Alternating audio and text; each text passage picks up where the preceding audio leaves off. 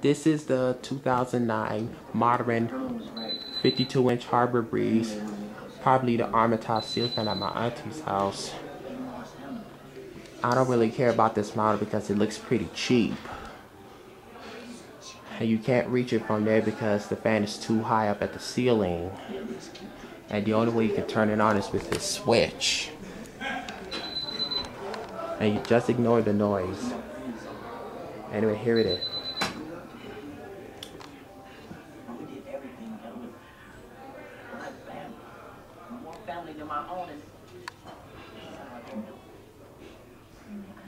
I believe this is high speed if I'm not mistaken. Anyway, that's all I need to see for now. Bye.